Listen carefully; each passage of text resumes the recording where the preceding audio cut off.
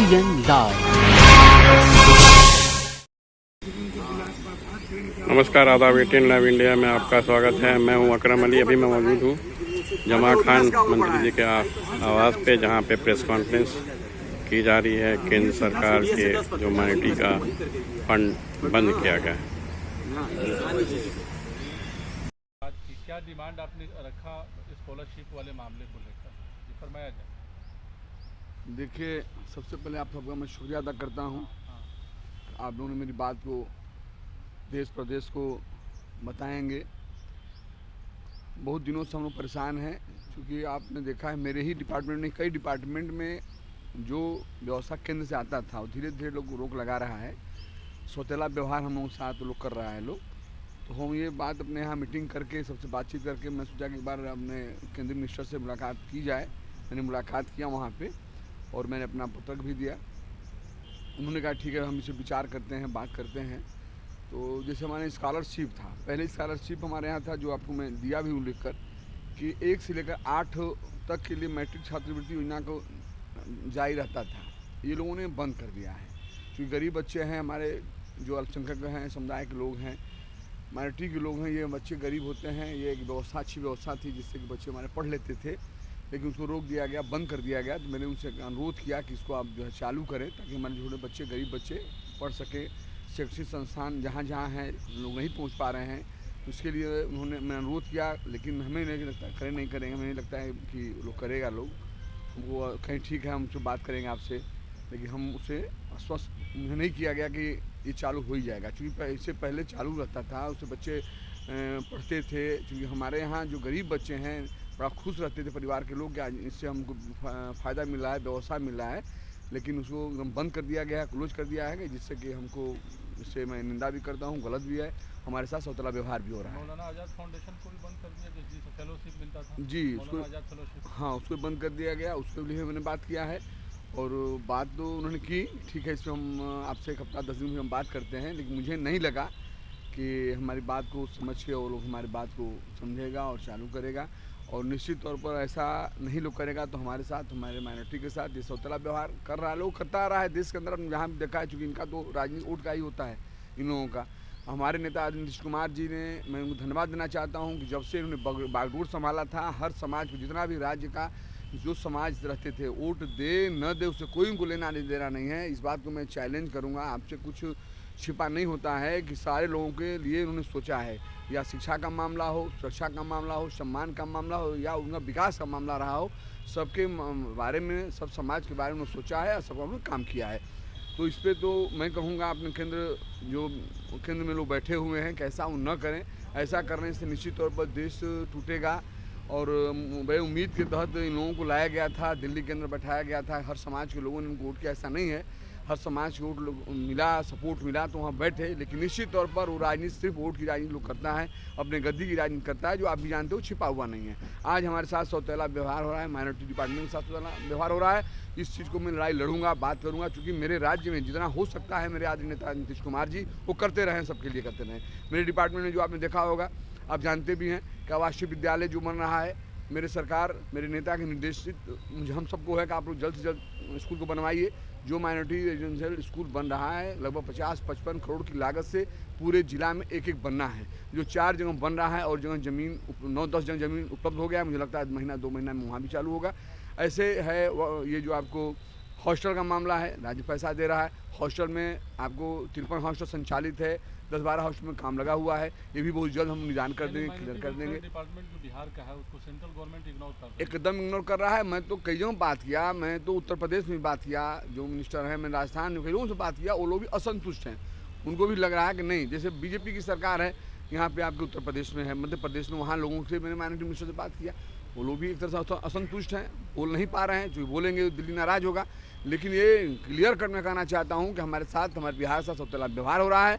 और इसके मैं ये मैसेज, जी, क्यों हो रहा है ये अब वही मैं कहा, इनकी वोट की राजनीति मुझे लगता है कि अब क्या समझते हैं हमको, जबकि मैं यहाँ का नागरिक हूँ, देश का रहने वाला हूँ, उनके साथ हूँ, वो मेरे साथ हैं। और इससे पहले भी बीजेपी के लोग रहते थे, नेता, बड़े नेता इस देश के अंदर अपना कहीं वो भी राज किए हैं, वो भी गद्दी संभाले हैं, वो भी यहाँ के नेतृत्व संभाले हैं। लेकिन वो ऐसा नहीं करते थे। लेकिन ये जब से ये कर रहे हैं, जब से इनको बागडोर मिला है, मैं एकदम खुला तौर पे कहना चाहूँगा। पहले नकवी साहब थे, जी नकवी साहब के ज़माने में तो नहीं पाबंदी थी। नहीं, नकवी साहब चालू था। ने जब से चार्ज जी, नकवी साहब को मैं धन्यवाद दूंगा, क्योंकि हमारी बात जब भी हुई है, मैं गया हूँ, मैं जब भी बात हुई है उपलब्ध बात किए हैं और हमारे लिए किए भी हैं, और हमारे प्रदेश के बारे में उन्होंने किया भी है, काम भी किया है। लेकिन जब से ये इन्होंने कमान संभाला है, तब से इसको इग्नोर कर रही है, जो आपसे छिपा हुआ नहीं है।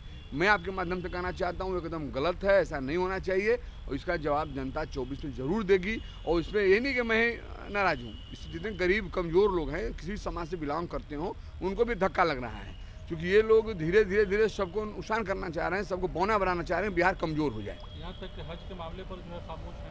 एकदम खामोश हैं हज के मामला में। हज के मामले पे कुछ बात हुई आपसे? नहीं बात हुई, उन्होंने कहा कि इस बारे में कमेटी बनती है, बैठक करके मैं बात करूंगा, फिर आप हमसे नंबर भी दें, बातचीत हुआ अच्छा। लेकिन इस पर कोई क्लियरेंस होना चाहिए ना, समय आ रहा है, समय सामने है, बुध दिन भी नहीं है, सारे लोगों को तैयारी करनी होती है।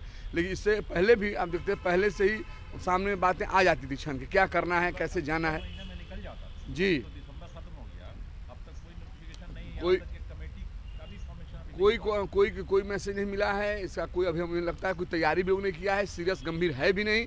मैं कहूँगा कि चूँकि हमारे साथ एकदम सौतला व्यवहार हो रहा है, जो 24 के में इनका कहीं ना कहीं जनता जवाब देगी। मैं सिर्फ एक सिंगल समाज में सबकी बात है, हिंदुस्तान से आप लोग डरे हुए हैं क्या? नहीं डरे नहीं है। मैं आपके माध्यम से कहना चाहूँगा, कुछ MIM जिसे आया, कुछ जगह वोट हमारा काटा है। मैं मैसेज देना चाहता हूँ पूरे समाज को, अपने समाज को, कि आप बताओ कि इतिहास गवाह है, हमारे नेता आदरणीय नीतीश कुमार जी ने जो काम कर दिया है, कभी वोट की लालच नहीं किया, कभी ये नहीं कहा कि आप वोट देते हो नहीं देते हो, न कभी आपके माध्यम से किसी माध्यम से मैसेज उनको दिया होगा। वो हमेशा काम करते हैं, और 17 साल के अंदर मैं इस बात का चैलेंज करूँगा, जिस तरह से ये हमारा प्रदेश शांति से, मोहब्बत से, प्यार से रहा है, कभी नहीं रहा था।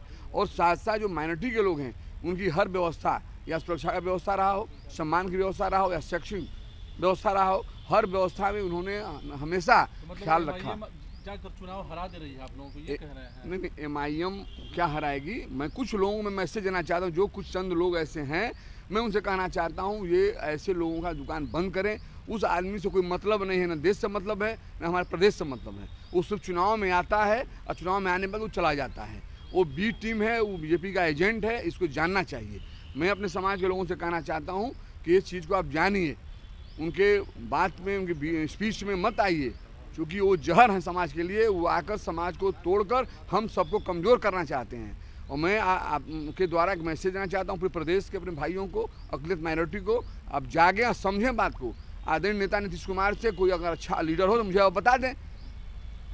इस बात का मैं नहीं कह रहा हूँ, ये प्रदेश नहीं कह रहा है, बल्कि देश दुनिया के लोग कहते हैं, जो मेरे समाज के लोग बिलोंग करते हैं, वो लोग ये बात को रख रहे हैं कि भाई आपके नेता तो ऐसे हैं, सबको लेकर चलने की बात करते हैं। और माइनॉरिटी का बराबर ध्यान रखा है, माइनॉरिटी का सबसे ज़्यादा इन्होंने ध्यान रखा है, उतना कोई ध्यान नहीं रखा है। ये जो जिसका आप नाम ले रहे थे, जो आता है आंध्रा से, ये आदमी भी टीम है, पैसा लेता है, पैसा लेने के बाद नुकसान हमारे समाज करता, फिर चला जाता है। तो दावा किया है कि 24-25 में हम बता देंगे महागठबंधन। 24 में एक वोट जनता नहीं देगी। हम लोग हर जिले में चल रहे हैं, बात कुछ बच्चे हैं, नौजवान हैं, जिसको उनके साथ छल कर रहे हैं, उनको मैं कहूँगा, समझाऊँगा कि प्रदेश को नुकसान मत करो। नुकसान तुम्हारा हो रहा है, प्रदेश का हो रहा है, आने वाले फ्यूचर का नुकसान हो रहा है। ऐसे लोग होशियार रहो, क्योंकि BJP जो है एकदम हमको बर्बाद करना चाहती है। उनसे हम बर्बाद नहीं हो रहे थे, क्योंकि आदरणीय नीतीश कुमार जी ढाल की तरह खड़े थे मुसलमानों के लिए, माइनॉरिटी के लिए। लेकिन आज उसको भेजा गया है कि व्यक्ति आएगा, अच्छे भाषण देगा, अच्छे स्पीच देगा, तो कुछ नुकसान होगा।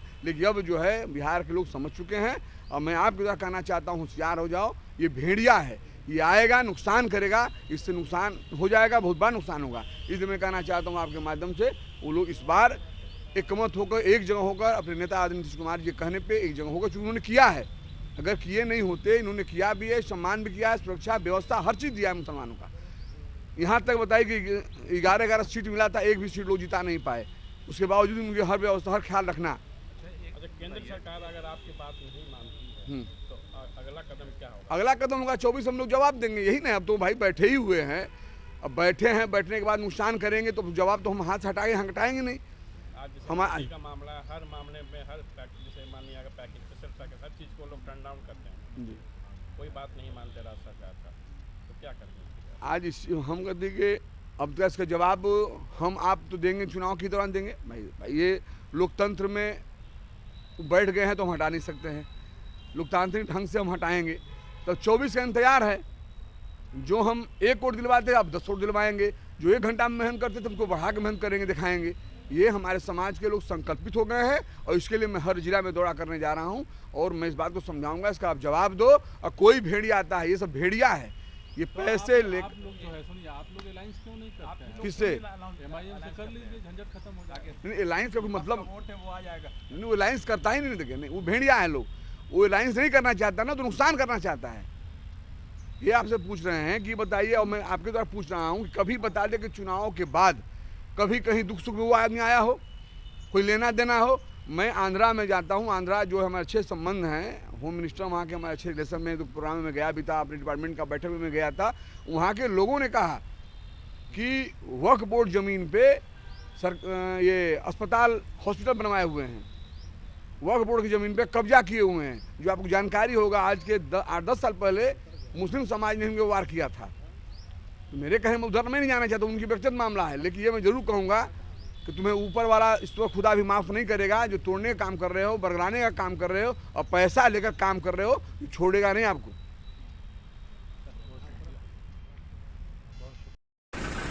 भैया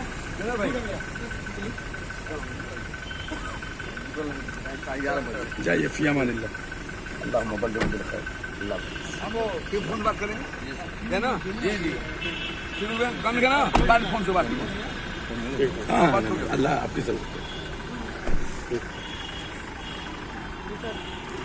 ATN लाइव, अकरम अली, पटना।